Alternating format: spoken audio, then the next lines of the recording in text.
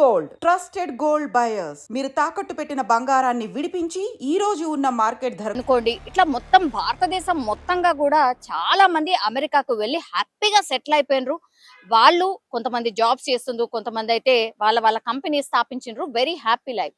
అయితే కర్ణాటకకు చెందినటువంటి హర్షవర్ధన్ ఫ్యామిలీ కూడా అట్లాగే వెళ్ళి అమెరికాలో సెటిల్ అయిపోయిన సందర్భం. ఆయనకి ఇప్పుడు 57 సంవత్సరాలు.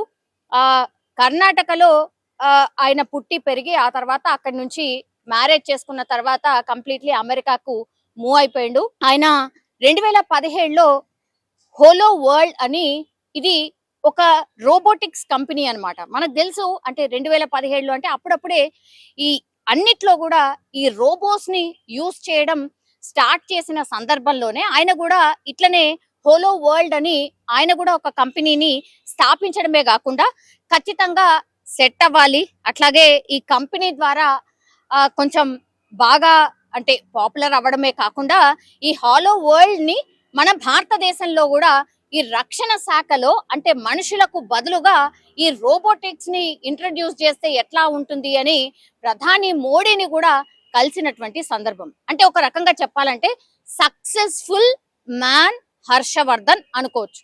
అమెరికాలో ఉండి పుట్టి పెరగడం కర్ణాటక, బట్ అమెరికాకు వెళ్ళి సెట్ అయిన తర్వాత ఒక కంపెనీని స్థాపించి ఆయన మంచిగా ఎదిగినటువంటి పరిస్థితుల్లో మరి ఏం జరిగిందో ఏంటో తెలీదు. మొన్న 24వ తారీఖున అంటే ఏప్రిల్ 24, ఈ మంత్ ఏప్రిల్ 24న తారీఖున ఏం జరిగిందో ఏంటో తెలియదు కానీ ఇంట్లోనే పాపం అతను వాళ్ళ భార్యని అట్లాగా వాళ్ళ కుమారుణ్ణి తుపాకీతో కాల్చి చంపేసిన పరిస్థితి.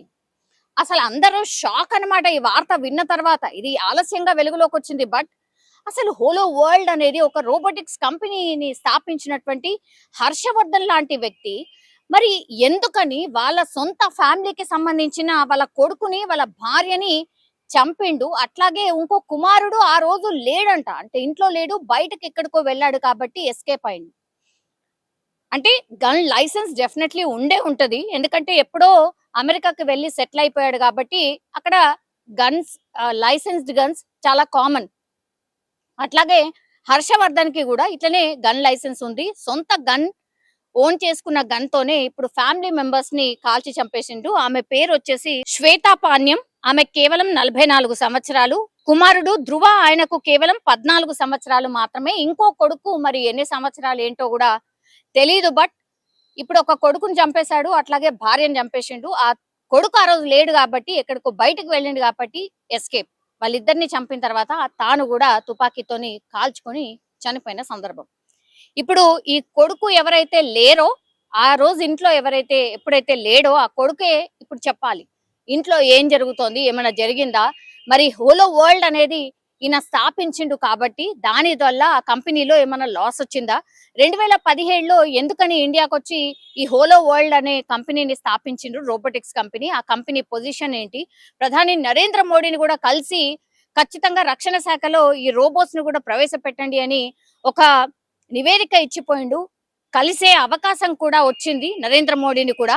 మరి ఇంత మంచిగా ఎదిగినటువంటి వ్యక్తి మరి ఎందుకని ఇంత దారుణంగా ఫ్యామిలీని చంపేసి తాను కూడా ఆత్మహత్య చేసుకున్నాడు? ఇప్పుడు ఈ వార్త పూర్తిగా కలకలం అయితే క్రియేట్ అవుతోంది. అట్లాగే అమెరికాలో ఉంటున్నారు కాబట్టి పాపం ఇక్కడ ఉన్నటువంటి ఫ్యామిలీ మెంబర్స్ కి కూడా మరి మనకు తెలుసా తెలీదా, వాళ్ళ ఇంట్లో ఏం జరుగుతోంది ఏంటి అనేది తెలుసా తెలీదా అనే ఇన్ఫర్మేషన్ కూడా పోలీసులు గ్యాదర్ చేస్తున్న పరిస్థితి కనిపిస్తోంది. ఇప్పుడు కర్ణాటక వాసి కాబట్టి కర్ణాటకకే వాళ్ళ మృతదేహాలు కూడా తరలించే అవకాశం ఉంటుంది. అట్లాగే ఇప్పుడు ఇంకో కుమారుడు ఎవరైతే ఉన్నాడో మరి ఆయనను కూడా అమెరికా నుంచి ఇక కర్ణాటకకే తీసుకొచ్చే అవకాశం ఉంటుందా?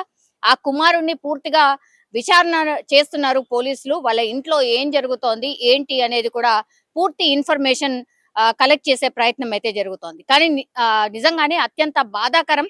ఇట్లా అమెరికాలో కొంతమంది నిజంగానే యాక్సిడెంట్స్ లో లేకపోతే ఇట్లా సూసైడ్ ఇట్లాంటివి డిఫరెంట్ వార్తలలో మన వాళ్ళు చనిపోతున్నారు. అత్యంత బాధాకరం. అట్లాగే ఇతని విషయం కూడా మరి ఏం జరిగింది ఏంటి అనేది తెలీదు. పర్సనల్ గా ఏదైనా జరిగినప్పుడు కూర్చొని సాల్వ్ చేసుకోవాలి కానీ మరీ చంపడము చనిపోవడము ఇదే ఎక్కువగా జరుగుతోంది ఈ మధ్య కాలంలో. ఇది ఎప్పటికి ఆగుతుందో మరి అసలు ఎందుకని ఇట్లా చేస్తున్నారో, ఎందుకట్లా ఈ మైండ్ సెట్ మారిపోతుందో మనుషులది అర్థం కాని సిచ్యువేషన్ అయితే కనిపిస్తోంది. నిజంగా ప్రస్తుతం ఉన్నటువంటి సమాజం దేనికి ప్రయారిటీ ఇస్తుంది? ఆర్థిక సంబంధాల చుట్టూ మాత్రమే తిరుగుతోంది. మళ్ళీ ఎన్నికలంగానే చాలా విరక్తి కలుగుతున్నాం. మంచి అనిపిస్తుంది కదా, లేడీస్ కూడా ఛాలెంజింగ్ జాబ్స్ చేసినప్పుడు చాలా బాగుంటది. ట్రాఫిక్ అసిస్టెంట్స్ గా నియమించిన ట్రాన్స్జెండర్స్ అందరితో సాల్యూట్ చేయించుకుంటున్నారు. ఫుడ్ డెలివరీ ఇవ్వటానికి వెళ్ళినటువంటి డెలివరీ బాయ్ అనిల్ పై కళ్ళ ముందు పెళ్ళండి